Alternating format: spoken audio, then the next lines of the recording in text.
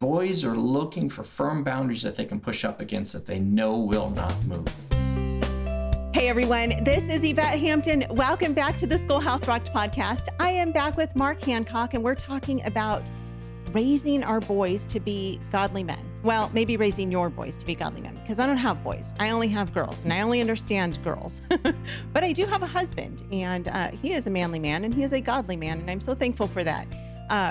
So if you have boys, this is great for you. If you don't have boys, this is a fantastic episode to listen to as well, because this is what you want to be looking for in your girls' future spouses, right? And my husband and I talk about that all the time. What is it that we're looking for? And we talk about this with our girls as well, of course. What do we look for in a godly man? And so we're talking more about that today. But before we get back into it, I want to say thank you to our sponsor, BJU Press Homeschool.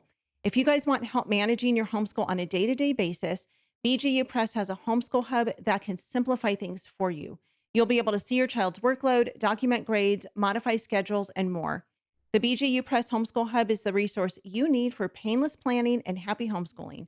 Visit bjupresshomeschool.com to see how the hub can change your homeschooling. Well, Mark, welcome back. I'm loving this conversation, and it's so much fun for me to talk about boys and what do we do with them? I mean, they're so foreign to me, but they're so much fun, and boys make me laugh. I think they're the little ones are so cute and silly, and then they grow into these super awkward and sometimes annoying. Though girls are super awkward and can sometimes be annoying too. But I think boys are awkward and annoying in a different way once they get into those middle school years. And then it's so funny because those high school years, they get into the I'm super cool phase, and it's just really fun to see the transition of these boys and them figuring out who they are in Christ, who they are as men, and discovering how God created them and what he created them for. And I think that's one of the most important things for us to teach our boys is, why are you here? Why do you even exist in this world, right? Because they need to have a purpose.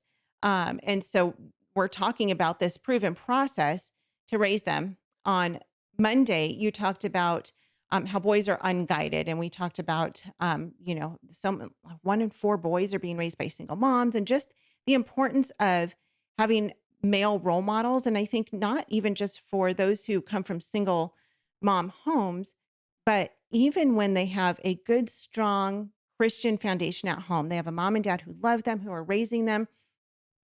There's something about other people coming alongside of them, other godly men coming alongside them, and encouraging them and inspiring them and teaching them about Jesus. And so I want to keep talking through this process. The next one you said was that boys are ungrounded. Talk about the problem of them being ungrounded, and why is this an issue for them? Yeah, well, thanks for asking. It's great to be back. In our culture today, it's so confusing, particularly for kids. And we've identified this challenge for boys is that they're ungrounded. 58% of Americans no longer believe that the Bible is a source for moral authority. And that's the world that these boys are being raised in. And boys in particular like to know that there's boundaries. Well, how can you even explain to a boy the difference between right and wrong if you don't have a foundation for truth? And so it's very difficult for boys, and that's why they're kind of mixed up in the society that has so many confusing messages. The things that we've done over the last couple generations, decisions we've made as adults to around definition of marriage, or what we do with babies before they're born, or any of these things are so confusing for kids. We can kind of metabolize it because we can reach back to a time and understand the foundational essentials.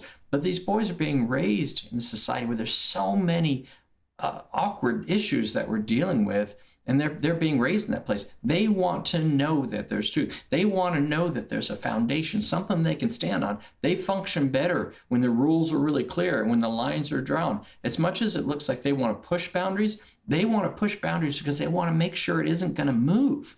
And we have so few boundaries that stay firm. And so Trail Life USA, the Word of God is our foundation. And we declare that. It runs through all of our materials because the boys need to know right and wrong, and that it's based on these biblical principles that are true for all of eternity. Recently at a troop in South Carolina, a boy came and he was disruptive. He was real challenged. His parents had just dropped him off. And the troop master really was challenged by his behavior and what to do with him. But they loved on him and they helped the best they could to make him feel a part. And a few weeks later, he got a call from the mom who said, I have a problem. And he said, well, what's the problem? He said, well, she said, Jimmy is praying at home. And the troop master said, okay, why is this a problem? She says, you don't understand. She said, we don't pray at home, but we would like to. Can my husband and I attend the troop with Jimmy and learn how to pray? Well, that's Wow. crazy. There was a family that was just looking. This boy was just looking for a foundation when they provided him some solid guidelines and boundaries, which he wasn't getting anywhere else. Not only did it change him, but the parents came in, and 2 weeks later, that whole family was baptized in the front of that Wow. church that chartered that troop, because people are hungry for boundaries in this crazy world. And so here's this little boy, this little kind of broken, little confused little boy looking for some foundations, looking for some truths, and he found them in the biblical foundations of Trail Life USA. Now, you can set these boundaries anywhere. If you're leading a co-op or Sunday school, whatever, boys are looking for firm boundaries that they can push up against that they know will not move. Wow. On a side note, really quickly, you mentioned that the church was chartering that specific troop. Talk about that for a minute, because I know that that's one of Trail Life and I think American Heritage Girls as well, is that they have to be sponsored by a church Yeah, or some sort of a Christian, yeah. umbrella, right? Yeah, they're not just sponsored. I mean, they're owned by that church, and we have a few homeschool co-ops across the country. They have to be a Mhm. legal organization as a Christian statement of faith that agrees with ours and agrees with Yeah. some of our other principles around. We call it our statement of faith and our statement of values that talk about the definition of marriage and those sorts of things. And so they charter that troop, and they own that troop. And we provide the materials and the training and the insurance and everything that they need to function that troop. But it's their troop. And so we don't see that church as just the place where the troop meets, like they give them a room in the basement or something. We see Trail Life as an outreach of that local church. And the churches that embrace that, the churches that understand this is like our children's ministry, this is like our youth, this is like our worship, our choir, whatever. This is an outreach of our church. This is part of our church. Then those churches are growing, because Trail Life, you can invite a boy for forever to come to Sunday school, and he may or may not. But if you invite him to go whitewater rafting or ziplining or bouldering or hiking or camping, that boy shows up. And in fact, what we're seeing over and over again is that unchurched boy joins the troop, and then that unchurched family joins the church. So a Trail Life troop in a local church is an outreach to the community, and we see dozens of families who come to that troop who didn't start out as members of that church, but they become members. Wow, that's amazing. Do you see that most boys are coming into Trail Life from the early age, those kindergarten, first, second grade years? Or do more of them come in when they see more of the need into the middle school and high school years? Yeah, well, it's all, we start in kindergarten, go all the way through high school. So people can enter at any point. In fact, this weekend, I gave a Freedom Award to a boy who joined when he was in high school. And so Wow. that is quite an endeavor for him to achieve our highest award just within a few years in Trail Life. That's a young man who worked really, really hard to get that. So you can join at any point and get value from it. Most of our program peaks in terms of membership right around 11, 12 years old. But those are boys who started with us. We're coming up on 10 years old. Those are boys who started us when they were 5 years old. And that's where we're seeing kind of that growth go. It gets older and older every year as those boys who started with us in kindergarten and are coming up through the program. Yeah, that's so cool.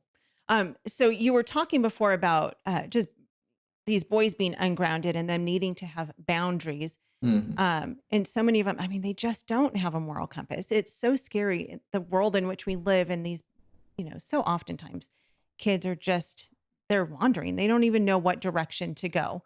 And so I love that Trail Life is really helping them to have that moral compass and teach them, like, here is the way of God. Here's what the Bible says. Mhm. And we're going to help you get there, not just go this direction and good luck to you, give them a pat on the back and send them on their way. Mhm. But you were truly helping to guide these boys into a relationship with the Lord and into becoming godly husbands, Mhm. godly fathers, godly citizens, all of those things. And so Yeah. So we're going to continue talking about this. Let's take a break. We'll be right back. We want to thank all of our sponsors for making this show possible: BJU Press Homeschool, CTC Math, Apologia, and IEW. Without them, we wouldn't be able to do this. Visit the show notes for links to these great companies and thank them for supporting the Schoolhouse Rocked podcast. We are back with Mark. All right, so we're talking about the proven process for growing godly boys, or growing boys into godly men, which is the Mhm. same as growing godly boys, right? Yes. We've talked about how they are unguided. That's the problem. The next problem is that they're ungrounded. The next problem is that they are unappreciated. And I think this is such a big one for boys: unappreciated and uninspired. But let's first talk about unappreciated. Sure. Well, they're in a culture where we're kind of discounting that there's differences between boys and girls, and there just are. Any parent of a boy and a girl knows that they just come out different. In fact, studies in the womb tell us that a boy in the womb behaves differently to stimuli than a girl in the womb. It's just different. God has made them that way. And so if we're not appreciating those differences, we tend to treat them like one size fits all. And that's just really hard for boys. That whole sit still, be quiet, pay attention thing doesn't come so naturally for boys. And because they are built for movement. And we talk about that more in the book, Let Boys Be Boys. We talk about some of these psychological, physical, sociological, developmental differences between boys and girls, but they're huge, the differences between boys and girls. And so we put boys in environments that are pretty much designed for girls: sit still, be quiet, pay attention. And then when they don't do those things, we somehow, we label them as like defective girls. Like, why can't you sit still like Susie? And because I'm not wired to sit still like Susie. Right. I'm different than, I'm not a Susie. I'm trying to tell you in every way in the world that I'm not one of those. I'm something different. But our educational systems, even our churches, some of our systems are lean towards that sit still, be quiet, pay attention thing, which is just not the best environment for boys to learn. Like I said, we homeschooled our two boys. I remember my wife and I, when we moved towards homeschooling, the school system was having a surplus sale, and we went and we bought 2 desks, and I took them home and I sanded them and painted them. We were going to do the school thing. I don't think my sons ever sat in those desks ever. They learned hanging over the couch backwards or under the Yep. table with a dog on their head or whatever. Boys need that movement, they need that motion. But in a classroom, they're declared somehow deficient or defective or ADHD or whatever, when they're simply being boys. And so we've got to appreciate that there are actual differences. Follow the science. There are actual differences between boys and girls, and we keep putting them in environments that they're already set up to fail. So we have to appreciate those differences and give them a different experience than what we're giving the girls. Yeah, yeah, for sure. And girls too. I will say, girls need to move and do things, Mhm. maybe not flip upside down on the couch, but even my girls, when we sit and, have our morning time where we're reading together and stuff, they usually have something in their Yeah, hands, or at least, yeah, yeah, drawing, or, yeah. my younger daughter likes to, fidget with little things, and, or they're folding laundry. That's one of the best things. Like, okay, girls, here's the pile of towels, Here's go our to it while I exercise for read. the Yeah, day. it's great for them. But yeah, it's so true. Boys are so different. I know that you talk about how boys underperform at girls pretty much at every level academically, um, and specifically in core subjects. Why do you think that is? I want to park there for a little bit because it kind of goes along with what you're talking about. Yeah, and it's really shocking when you begin to dig into this stuff, but boys are falling behind, not in just some, but in every single academic category. Mhm. Boys used to lead in the STEM subjects, and so we altered our curriculum and the way that we deliver it to help girls, but we didn't pay attention to the fact that boys were lagging in language and social skills. So we didn't fix that for boys, but we fixed the science and technology subjects for girls. So now girls lead in every category Wow. because the way that we teach them is the way that girls learn. And we've got to correct that for boys, and we have to give them opportunity to learn the way that's easier for them. And developmentally, they just develop more slowly. Their brains just develop slowly.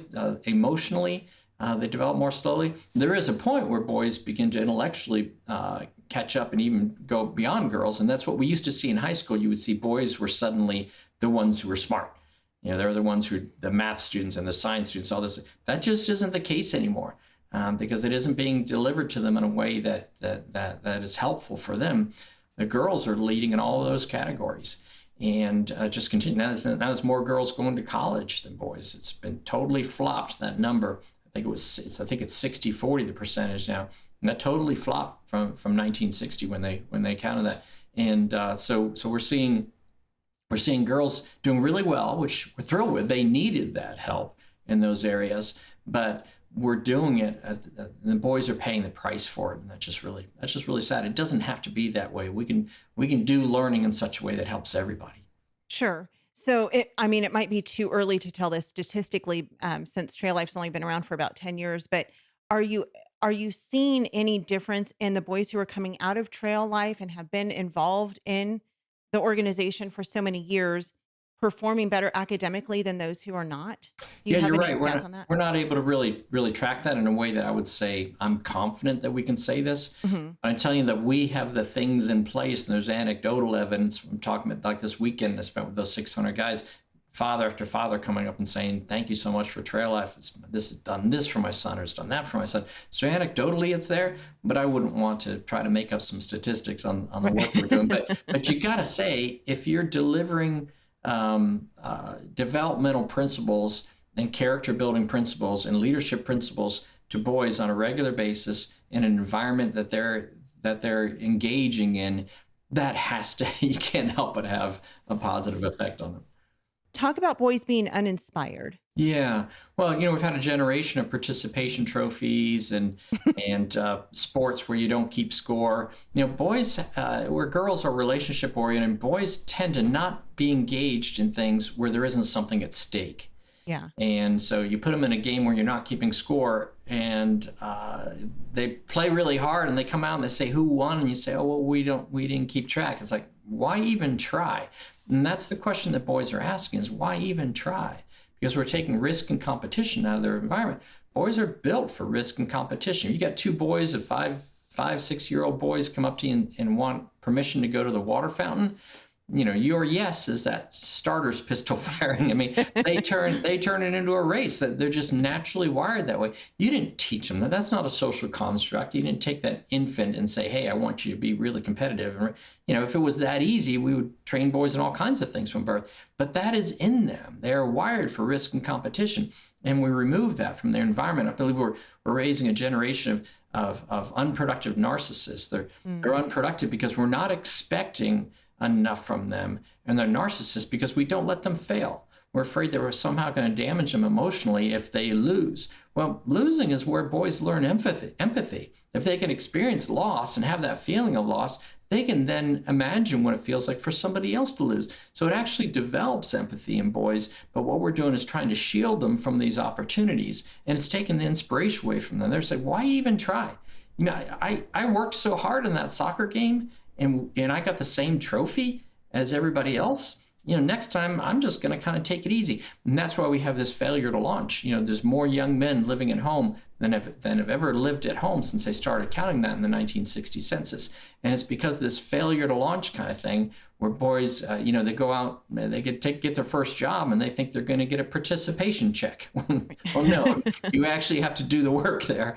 And they get fired, and they go home, and they run back home to mom. Hey, he fired me. And then they just stay home. And where they do excel in an environment that does understand them is video games, because the video games give them risk and competition. They keep score. It's clear goals. They get to lose and try harder and win, and lose and try harder and win. That's the world that makes sense to boys, and that's why they're going there in droves. And then we criticize them for playing so many video games. So boys can't win for wherever it is that they're going. We have to give them opportunities that will inspire them, so they can be like the greatest generation that got off those boats on the beaches of Normandy in order to free the world of tyranny. These sorts of things. We don't have these purpose type things in front of boys anymore, where they get to be attached to and identify with something bigger than they are, and to do great things. We tend to expect less from them. In fact, we're failing this generation of boys, not because we've over-challenged them, but because we're under-challenging them. And by not giving these opportunities or trusting them in them, we are saying to our boys, we don't think you can do it. We don't think you can be brave. We don't think you can excel. We don't think you can win. And so we're going to protect you from all of those things, because we don't want them to happen to you and hurt your feelings. And it is not helping boys. And it's like you said, it certainly isn't helping girls either, because you can look at our history and you say a lot of what we've accomplished as a country is because of winning and focused men, backed by and along with and with the strengths of winning and focused women. So this is not a value statement. It's a strength statement to say that there are certain strengths that boys have and there's certain strengths that girls have. And we've got to appeal to those in order to get the best outcomes.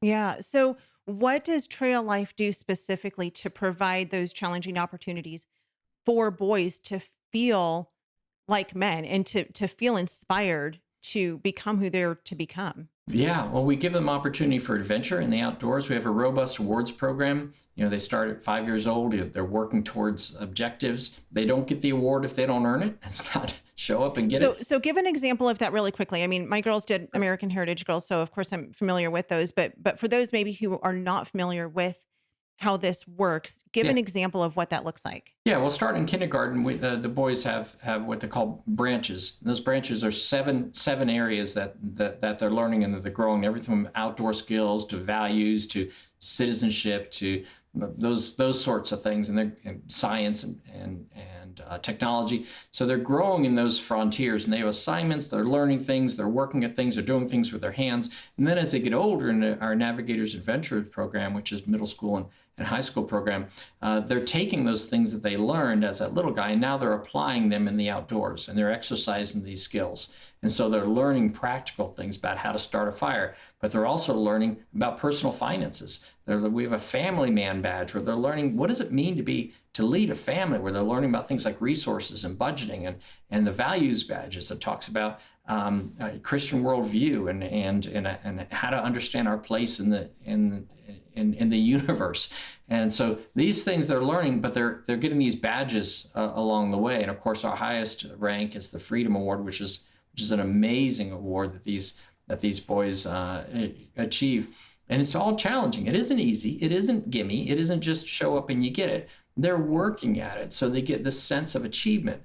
And that creates a habit of, I have to work at things in order to be rewarded, rather than those rewards are just going to come if I just show up. So there's these subtle things that they're not getting anywhere else, but are so vital to the growth of boys into men, that they're learning if I work hard, if I fail, if I take on a hike and it's really, really hard for me, but I push through it and I make it, I can celebrate that. Well, they're going to encounter in life really, really hard things that they're going to have to push through. And they understand, I've got this experience. I've done hard things before, and I know how it feels to stand on top of that mountain.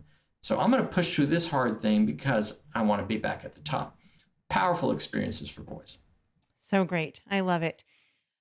Thank you, Mark, for sharing with us today. We're going to come back tomorrow. We're going to talk more about this. We have a couple more things to talk about and just some practical advice on how to help grow your boys into godly men, how we can help do that at home as well. So tell us one more time where people can find out more about Trail Life USA.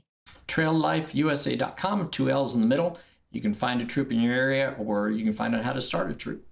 Okay, great. And there are the free downloads of the books, which are fantastic. Raising Godly Boys and Let Boys Be Boys. And then you've got the Raising Godly Boys Minute.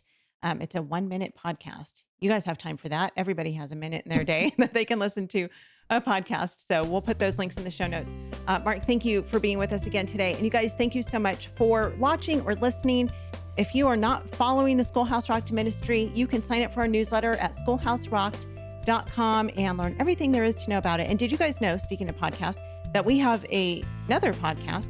You guys, most of you know that, I think, but it's the Homeschool Insights podcast. And it's really just, it's 10 minutes or less. And I think most of them are between like 7 and 9 minutes of homeschool encouragement. And so we're taking the best of our podcasts from, recent to years past, parts of the movie, parts of Homegrown Generation, and we're putting those into just these 10-minute daily blasts of encouragement for you. So that's the Homeschool Insights podcast. If you haven't checked it out, find that at wherever you find podcasts. And we also, you can find the YouTube channel for that as well. Have a great day. We'll see you guys back here tomorrow. Bye. So I never planned on homeschooling. And in fact, our oldest daughter, who is now a mother herself, when she was about 3 years old, I put her in preschool because I thought that's what we did. When it came time to put her in kindergarten, my husband and I enrolled her in a Christian school because I went to a Christian school. And I think this is where parents, we typically do with our children what our parents did with us. Ow, look, Annie. Something's wrong with you. Less is more. They like little bits. They don't like the big, huge handfuls because their mouths are so little. We honestly started homeschooling kind of by accident. I think it's changed pretty significantly. I think we're both far more on board than we were when we first started. At first, I was completely against homeschooling. I felt like that kids needed to go to school to have proper socialization and proper education, and so I had really bought into that myth. We got into homeschooling not because we wanted to. We're kind of the weird people. There's a lot of people who got into homeschooling. They always dreamed about it. When they were first pregnant, they were looking forward to homeschooling. Not us. So I'm a little bit maybe unusual. We moved to really good public schools and then they let me down. Call them accidental homeschoolers or reluctant homeschoolers. Their stories, like ours, weren't that unusual. So many of the families we met never planned to homeschool.